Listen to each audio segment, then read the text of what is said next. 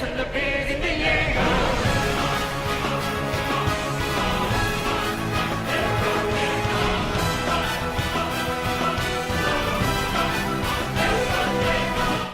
What's good everyone, Shorter here, hope you guys are enjoying the new intro. Today I'm going to bring you guys a new video on why the Invoked engine is going to be absolutely amazing once the ban list drops, where Zodiac and True Draco are going to imminently be hit, and dinosaurs are probably going to become the best deck unless they get hit as well, which could happen, it could not happen. It's not really, you can't really predict it right now, but even if dinosaurs are the best deck, the Invoked engine is still really good because it appeals to both the casual and competitive players, because for the competitive players, it provides you with really good negation with cards like Mechaba and Raijin, and then for casual players, it requires minimal cards in your main deck and extra deck, like you don't take up too much room, whereas dinosaurs, you have to dedicate most of your extra deck and most of your main deck spaces to play the deck properly with all the True Kings, the Yang Zings, the dinosaurs. So Invoked engine does appeal to the casual players more, as they can splash it into other decks.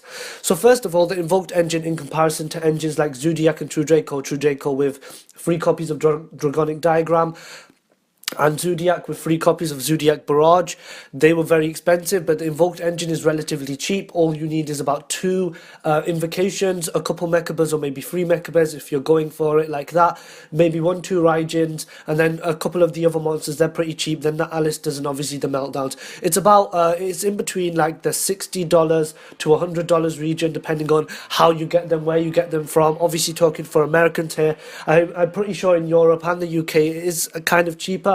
I think it is about maybe 60 to 80 pounds in Europe and the UK. I don't really know what it is for euros, of course. I can't do the conversion rate in my head very quickly. So it is relatively cheap compared to other engines, and that's obviously good because everybody likes to get all their cards cheap. It's not extremely cheap like some decks. You can get the full deck for £30 or $30 or whatever you want to call it, but it's still really good because it does provide you with good setup and provides you with a lot of good plays going against your opponent, because whereas some decks, they can cost you minimal amount, budget decks, they're not as good, whereas the Invoked engine, you do have to shell out a little bit more money to get the engine into your deck, but at the end of the day, it provides you with a lot better disruption and a lot better plays. Next up, the fact that we only have 1 extra monster zone because of link format. Link format's been going on for a while, and it hasn't really changed the meta too much, though Zodiac and True Draco are still the best decks until we get the ban list, but this is obviously for after the ban list. But the fact that we only have 1 extra monster zone doesn't matter too much, because the actual extra deck monsters that Invoke go into are really good. Mechaba, Raijin, they provide excellent disruption, so it's not really that much of a big deal. It's not like you have to chuck 2 free extra deck monsters on the field straight away. Plus, I will explain later on why you can actually put like 2 Mechabas or a Mechaba and a Raijin onto the field relatively easy, using a card that everybody does love, especially me. Next up, another good thing about the deck is it has good recovery. The fact that Invocation, you can just use it, banish your Alistar and any other monster, summon your fusion monster, and then of course Invocation will go back into the deck and add the Alistar back to your hand. That is really good because a lot of decks, they have good plays. For example, Blue Eyes have good plays, and even Blackluster Soldier, Necros, my favourite deck. All of the decks have good plays, but the thing is, in this game of Yu-Gi-Oh! Now, we need to be able to do good plays while still maintaining our card advantage, and Invoked allows you to do that, because obviously you get your Alistar back, and then Alistar can get you your Invocation back next turn, or on the same turn if you happen to have another normal summon, which I will explain later on as well. Next up, it only, like I've said before, it only requires a few cards to do the play. So like 1 Alistar and then another monster like a wind monster or a light monster will instantly get you into Raijin or Mechaba, and Raijin and Mechaba are very good because decks like Dinos, as good as they are, and considering the fact that they are considered better than any Invoked Windwitch deck or any deck that uses the Invoked engine, 1 Mechaba, if you do go first, is probably enough to stop Dinos, because Dinos are a relatively fragile deck. They need quite a few cards to do their plays. So if you manage to stop that Oviraptor and they don't have Miscellaneousaurus, then it is really good for you, because you could easily stop their plays and then maintain your card advantage while they've potentially bricked or they haven't got the right cards to carry on playing. So there's another really good thing about the deck. But here's the kind of the best things. It works so well with some of the other cards we have in the game. So first up, we have the Spellbook engine. Now the Spellbook engine is really good in spellcaster decks. You already know it's I think it's like 2 blue boys, 2 Spellbook of Secret, and then obviously Spellbook of Knowledge, the best card in it. The fact that you can just normal summon your Alistar, activate your Spellbook of Knowledge, get rid of the Alistair, and then you'll be able to draw 2 cards. That is really good. The fact that you can get more card advantage, and because it doesn't matter that Alistair is in your hand, on your field, or your graveyard when you're going to use your invocation to do your plays, that is really good because it makes the Spellbook engine work with the deck, and that's another thing that I really do like about the deck.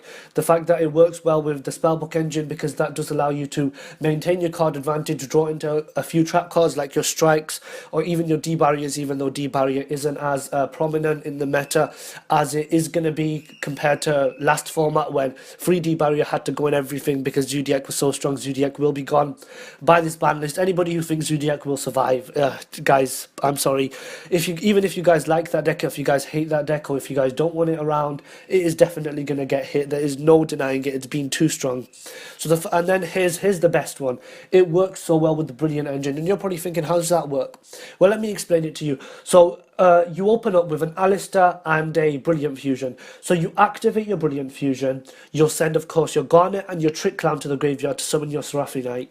So Seraphi Knight will give you another normal summon. So then what you'll do is you'll get your Trick Clown back. You'll normal summon Alistair, and then you'll get a copy of Invocation. Then you can link summon. You can use Alistair, Seraph Knight, and Trick Clown to make Decode Talker. So now you've opened up 2 extra deck monster zones. And of course, you still got your other normal summon. So you can use Invocation, summon a Mechaba, and then you'll get your Alistair back using the Invocation. And then what you can do after that, of course, is normal summon Alistair again, because Seraph Knight already gave you your additional normal summon. Get another copy of Invocation, and now you activate Invocation again. Summon another extra deck monster like a Raijin, a Purgatorio, the big Earth one, I can't remember his name. He'll be up on the screen right now anyways, so you guys know who I'm talking about. So you end up of 2 cards, or maybe 3. You probably need 3 cards, like another random attribute monster, like a Wind monster, for example, Wind Witch, Ice Spell or Glass Spell, or monster like that. So you end up with a Decode Talker, a Mechaba, and then another Invoked extra deck monster. And that only took 2 cards and then another card, which you can't really count into the combo too much. Technically, you only use 2 cards if you're summoning the Earth one, because Seraph Knight is a Earth monster, I'm pretty sure. Seraph Knight Earth, yeah. Pretty sure Seraph Knight is Earth, so you can summon the Earth monster like that. So it is technically a 2-card combo.